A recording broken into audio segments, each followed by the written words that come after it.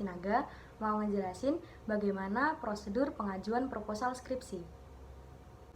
Nah, dalam pengajuan proposal skripsi ini ada 3 tahap yang harus ditaati oleh mahasiswa. Nah, yang pertama itu proses pengajuan proposal skripsi. Kedua, yaitu prosedur seminar skripsi. Nah, yang terakhir yaitu prosedur ujian skripsi. Nah, dari ketiga tahap itu, aku akan ngejelasin bagaimana tahap-tahap tiap prosedur. Nah, aku akan ngejelasin bagaimana prosedur yang pertama, prosedur pengajuan proposal skripsi.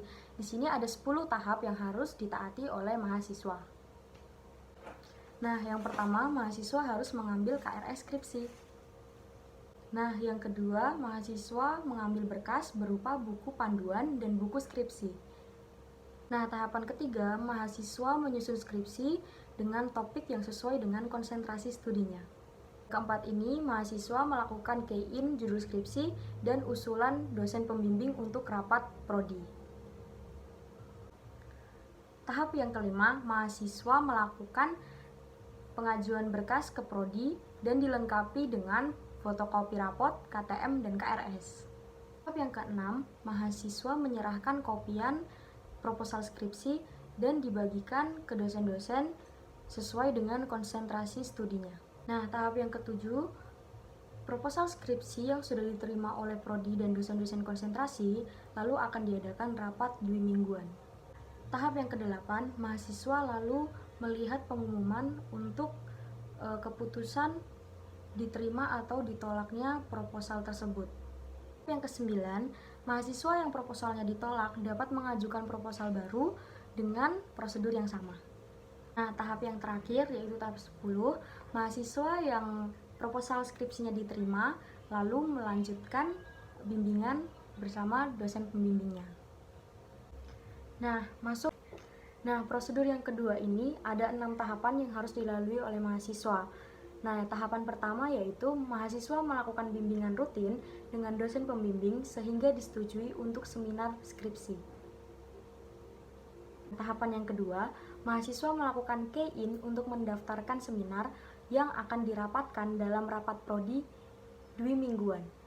Yang ketiga, mahasiswa melihat pengumuman rapat mengenai jadwal seminar yang bersangkutan dengan dosen penguji.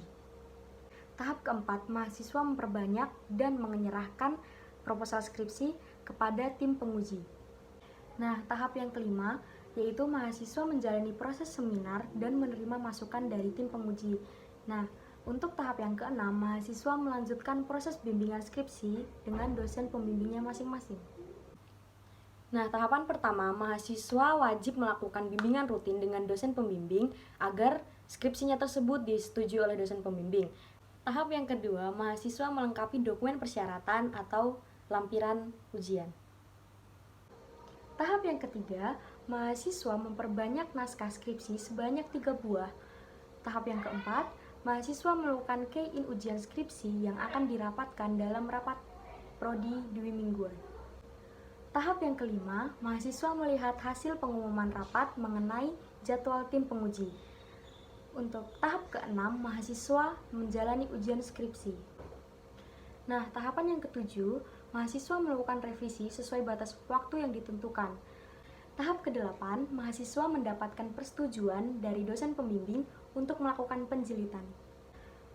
Tahap ke-9, mahasiswa melengkapi skripsi yang sudah dijilid dengan tanda tangan dosen pembimbing dan tim penguji, serta diberikan materai sesuai dengan ketentuan.